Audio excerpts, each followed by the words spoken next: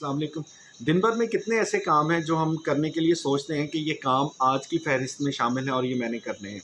लेकिन अगर शाम को थोड़ा-सा रिव्यू करें तो पता चलता है कि बड़े काम रह गए, ये आज हो जाने चाहिए थे। वक़्त भी था, लेकिन पता नहीं क्यों रह गए।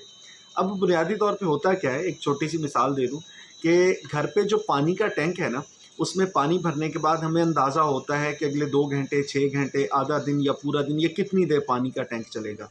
लेकिन मान लीजिए कि अगर कहीं से पाइप लीक कर रहा है, टूटी में से पानी निकलना शुरू हो गया और आपने उस पे ध्यान नहीं दिया, तो फिर अचानक से आप परेशान होंगे कि यार ये अभी तो हमने टैंक भरा था, ये थोड़े से वक़्त में खाली कैसे हो गया?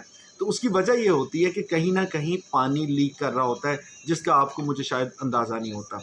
अब हमारी जो रोज़मर्रा की रूटीन है, उसमें भी कहीं न कहीं टाइम लीकेज होती है। मैं अपनी ज़िंदगी की बात करूँ, मैंने पिछले दिनों इस तहकीक को पढ़ने के बाद खुद पे आज़माया कि मेरे कुछ ऐसे दोस्त हैं जो कि मेरे दफ़्तर में साथ होते हैं, तो उनके कमरे के बाहर से गुज़रते हुए जी चाहता है कि यार सुबह से मिले ही नहीं, चलें इनसे सलाम कर लेते हैं। और उनके पास सलाम दुआ करने के लिए दिल में ये होता है कि आप जाएँगे, सलाम दुआ करेंगे, 1 आध मिनट रुकेंगे और अपने काम के लिए आगे निकल जाएँगे। लेकिन आप उनके पास 15-20 मिनट, आधा घंटा गुज़ार देते हैं, ऐसे ही गपशप में। और उसके बाद फिर जब दिन ख़त्म होता है तो अंदाज़ा होता है कि आपके कुछ काम रह गए। अब ऐसा सिर्फ़ दफ़्तरी अमूर वाले लोगों के साथ नहीं होता। मान लें कि अपनी दुकान पे आपने कोई काम करना था और कोई आपके दोस्त हैं जो कभी गपशप करने आपके पास आ जाते हैं, तो वो जब भी आते हैं आपका बहुत-सा वक़्त निकल जाता है।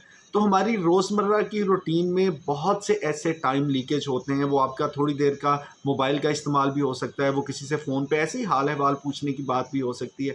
तो अगर आप चाहते हैं कि आपके घर की पानी का टैंक जो है, वो ख़त्म ना हो और उसमें पानी बरकरार रहे, तो उसका भी तरीका यही है कि जनाब आपको उसकी लीकेज रोकने के लिए या अपने वक़्त को बेहतर इस्तेमाल करने के लिए, वक़्त की लीकेज रोकने के लिए ये जो टाइम लीक्स हैं, इनको कहीं न कहीं रोकना पड़ेगा। और अगर आप ये काम कर लेते हैं ना, तो यकीन मानिए कि जितनी प्रोडक्टिविटी बढ़ेगी, इसका अंदाज़ा आप खुद भी नहीं लगा सकते अभी कि इसका कितना फ़ायदा आपको होने वाला है। सो सोचिए आपके टाइम लीकेज कहाँ-कहाँ पे होते हैं, उनको ज़रा स्टॉपर लगाइए और उसके बाद ज़िंदगी को एन्जॉय कीजिए।